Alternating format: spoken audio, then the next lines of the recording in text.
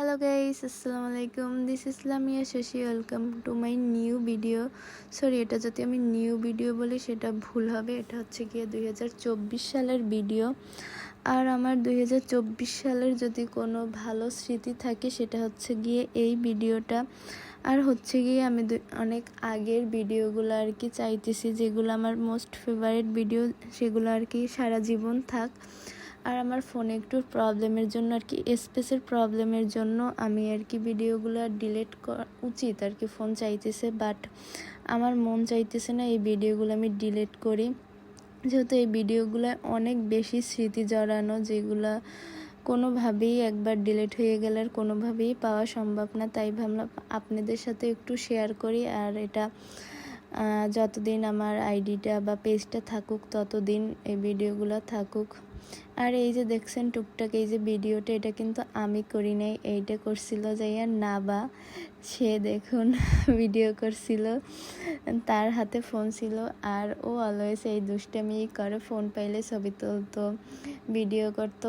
আর আমি সত্যি কথা বলতে আমি ওইভাবে আর কি কারো ভালোবাসলে সেটা সামনাসামনি বা কোনোভাবেই প্রকাশ করতে পারি না, মনের ভিতরে শুধু নিজে অনুভব করতে পারি।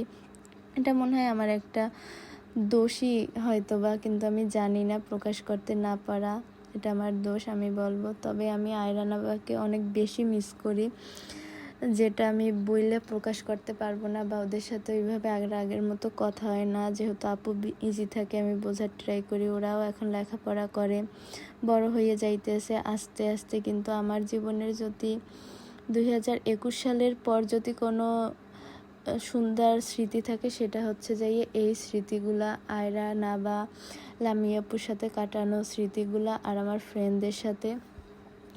যাই হোক, সেদিনকার আমরা ঘুরতে গেছিলাম হরিণপালা।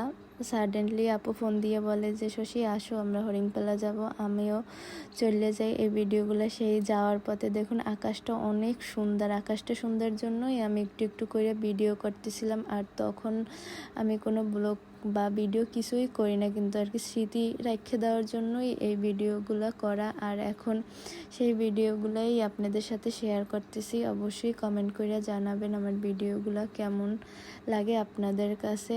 আর ভিডিওগুলো থাকুক আমার কাছে সারা জীবন।